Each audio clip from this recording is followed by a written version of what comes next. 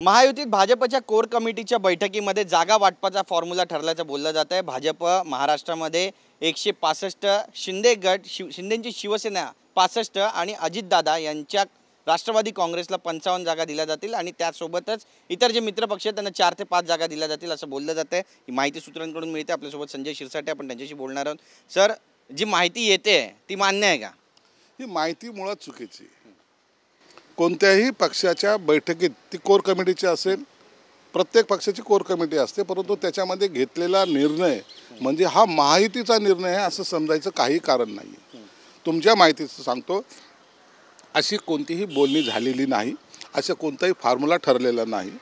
आता विधानसभेचं जे अधिवेशन आहे त्या अधिवेशनाच्या काळामध्ये किंवा अधिवेशनाच्या नंतर या शिंदे साहेबांचं, फडणवीस साहेबांचं आणि अजितदादांची जी एकत्रित बैठक होईल त्या बैठकीमध्ये ह्या गोष्टीवर सर्व चर्चा होणार आहे। कोणता मतदारसंघ कुणाला, कोणता मतदारसंघ वाटप करताना मग त्या जागा कशा दिल्या जातील, मग किती जागा दिल्या जातील, ह्याच्यावर सविस्तर चर्चा। ही एका दिवसाची किंवा एका कोर कमिटीची चर्चा नाही आहे। या सगळ्या चर्चेच्या 2-3-4 फेऱ्या होतील आणि त्या फेऱ्यामध्ये हे 3 प्रमुख नेते एक निर्णय घेण्याच्या प्रक्रियेत जेव्हा येतील आणि त्याला सर्वजण मिळून जेव्हा मान्यता देतील त्याच वेळेला हा फॉर्म्युला डिसाईड होईल आणि तो जाहीर केला जाईल। नाही, पण विषय असा आहे की 90 ते 100 जागा भाजपने द्याव्यात असं रामदासभाई म्हणाले होते वर्धापन दिनाच्या निमित्तानं। त्यामुळे मग आता भाजपचे पण एक नवीन आकडा आपल्याला या ठिकाणी समोर आला। त्यामुळे जर समजा 60 ते 65 दिले तर मान्य असणार का? हे बघा, भाजप काही बोलो, शिवसेना काही बोलो, राष्ट्रवादी काही बोलो, काही मागणी जरी केली तर याला तसा कोणताही अर्थ नसतो जोपर्यंत सर्व नेते बसून ठरवत नाही तोपर्यंत। मी जरी उद्या काही मागणी केली तर त्याला बेस नसतो काहीच। मी माझ्या नेत्याकडे मागणी केली, ओके ठीक आहे, परंतु ह्या सगळ्या मागण्या होत असतात। निर्णय या नेत्यांना घ्यायचा आहे आणि जेव्हा ते निर्णय घेतील तेव्हा मला वाटतं जॉईंटच ते सर्व प्रेसलाही सांगतील आणि सर्व समोर सुद्धा येतील ते जागा। तुमचा स्ट्राईक रेट चांगला राहिलेला आहे, त्यामुळे किती आत्मविश्वास आहे विधानसभेमध्ये किती जागा तुम्ही जिंकू शकतात? जिंकायच्या ईर्षेनेच आम्ही आता हे विधानसभेचे इलेक्शन लढणार आहोत। आता आम्हाला कोणत्याही परिस्थितीमध्ये महायुतीचं सरकार या राज्यामध्ये आणायचं आहे आणि म्हणून प्रत्येक जागा ही आमच्यासाठी विनिंग कशी होईल याकडे आमचं लक्ष असणार आहे। नक्कीच, पण या जागा सुद्धा 90 ते 100च्या घरामध्ये असणार किंवा जास्त 120 जागा जिंकण्याचा निर्धार असं काही आहे का? नाही, तुम्ही फिरून किती प्रश्न विचारला तरी महायुतीमध्ये जो निर्णय होईल तो सर्वांना लागू होईल। नक्कीच, जरांगे पाटलांबद्दलचा सगळ्यात महत्त्वाचा प्रश्न आहे।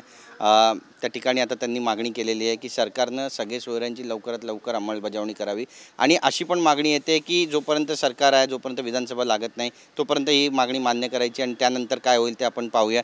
त्यामुळे जर सरकारनं धोका दिला तर मग विधानसभेमध्ये आम्ही सुद्धा उतरू असं थेट आव्हानच त्यांनी सरकारला दिले का म्हणाल? हे बघा, जरांगे पाटील असेल की ते हाके असतील, या सर्वांना माहिती आहे मुख्यमंत्री एकनाथ शिंदे साहेबच काहीतरी बदल घडू शकतात आणि सर्व समाजाच्या लोकांना सुद्धा माहिती, सगळ्यांना, कोणत्याही समाजाचा घटक असो त्यांना माहिती की ह्या सरकारने ही भूमिका घेतली त्यामुळे ह्या सगळ्या आरक्षणाच्या आंदोलनाला एक वेगळा बेस तयार झालेला आहे। पूर्वी आंदोलन होत नव्हती का? होत होती, परंतु सरकार विचारत नव्हतं। आज सरकार त्यांच्या दारात जाते, सरकार त्यांच्या आंदोलनात जाते, म्हणून सरकारची जी काही पॉझिटिव्ह भूमिका आहे मला वाटतं त्याच्यामध्ये या अधिवेशनामध्ये काही चर्चा जरूर होईल आणि निश्चिंत राहा, कुणाच्या आरक्षणाला धक्का न लावू देता किंवा ज्यांना जे ह्या आरक्षणापासून वंचित आहे त्यांना देण्याचं काम हे सरकार करतं आहे, परंतु कायदेशीर कोणतीही अडचण येऊ नये याचाही सरकार प्रामुख्याने विचार करत आहे। नाही, पण कुणबी प्रमाणपत्र दाखले हे सगळेच खरे आहेत आणि ते तसेच दिले पाहिजेत असं सुद्धा म्हणतात आणि जर ते दाखले देणं थांबवलं तर मग मराठा समाज कार्यालयावर धडकणार अशी थेट धमकी त्यांनी सरकारला दिली। याकडे कसं पाहता? अहो, कॅम्प घेऊन आम्ही दाखले दिलेले आहेत, थांबवायचं याचा काय प्रश्न येतो? मग कॅम्प कशाला घेतले असते? दाखले मिळाले नाहीत का? विचारा, सगळ्याला दाखले मिळत आहेत, सर्वजण घेत आहेत आणि जे खऱ्या नोंदी आहेत त्यांनाच दाखले दिले जातील। अशा कोणाच्या बोगस नोंदी घेऊन त्यांना दाखले देणं हे काही दुकान नाही आहे, कुणी यावं आपल्या दाखले घेऊन जावं, त्याला सर्व बाबीत तपासूनच हे दाखले दिले जातील। राज्यात ठिकठिकाणी अंमली पदार्थ विरोधी पथक जे आहे ते आता सक्रिय झालेलं आहे आणि त्यामुळे अंमली पदार्थाचं एक लोण जे आहे ते सध्या महाराष्ट्रामध्ये त्याचं जाळं पसरतं असं तुम्हाला वाटतं? सरकारची नेमकी भूमिका काय असणार?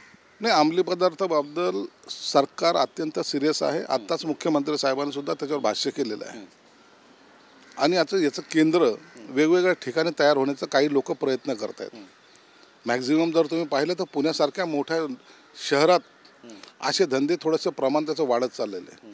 म्हणून सरकार याच्यावर निश्चित कठोर कारवाई करण्याच्या मानसिकतेत आहे.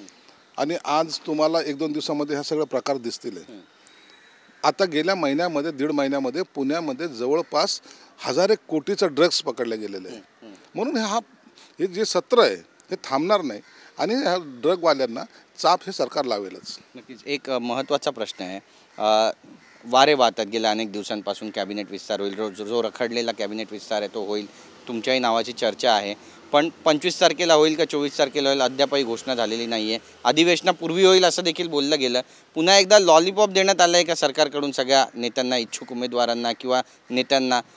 कारण ज्या पद्धतीची भाषा केली जाते आणि पुन्हा ते काम होत नाही आहे, त्यामुळे बऱ्याच चर्चा होत आहेत. बघा, काही लोक चर्चा निश्चित विस्ताराची आहे. काही लोक आपल्या पद्धतीने तर्क लढवतात. विस्तार होईल, 24ला होईल, 25ला होईल, 26ला होईल, हे सगळे डेट्स एकमेक देत असतात एकमेकाला. दुसऱ्याबद्दल सहानुभूती दाखवतात. कधी होते कुणाचे आभार मानले जातात. परंतु तुम्हाला एक सांगतो, जो पण मुख्यमंत्री उपमुख्यमंत्री दोन्ही जो पण ठरवत नाही तो पण हा विस्तार होणार नाही. म्हणून आता हा प्रश्न आमच्यासारख्याला विचारण्यापेक्षा मुख्यमंत्र्यांना आणि उपमुख्यमंत्र्यांना विचारलं तर योग्य उत्तर तुम्हाला मिळेल. भुमरे फलोत्पादन मंत्री आहेत, खासदार झालेले आहेत, दिल्लीला त्यांना जायचं आहे, त्यांनी राजीनामासुद्धा दिलेला आहे. पण त्यांच्याकडेच मंत्रिपद राहील पुढचे 6 महिने अशी सुद्धा एक चर्चा झडते. यामध्ये किती तथ्य आहे? तुम्ही सुद्धा छत्रपती संभाजीनगरचे आमदार आहात. असं नसतं. लोकसभेची निवडणूक लढवल्यानंतर तुम्हाला निवडून आल्यानंतर 14 दिवसाच्या आतमध्ये त्या दोघांपैकी एका पदाचा राजीनामा द्यावा लागतो. आणि एकदा राजीनामा दिला तर तुमचा तिथं संबंध संपतो. भुमरेंनी राजीनामा दिलेला आहे, मुख्यमंत्री साहेबांना विचारून दिलेला आहे.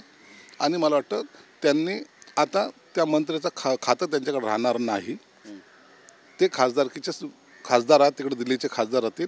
मंत्रिमंडळाचा अधिकार किंवा ते डिपार्टमेंट त्यांना चालवण्याचा किंवा वापरण्याचा सुद्धा अधिकार आता उरलेला नाही.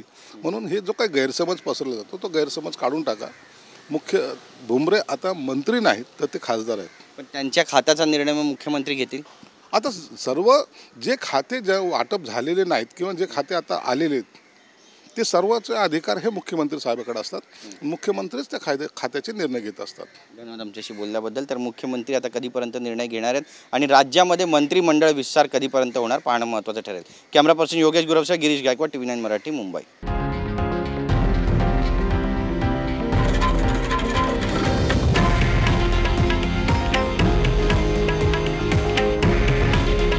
हे आहे देशातील नंबर 1 न्यूज नेटवर्क आणि आपण पाहत आहात TV9 मराठी. काळजी तुमची, हित महाराष्ट्राचं.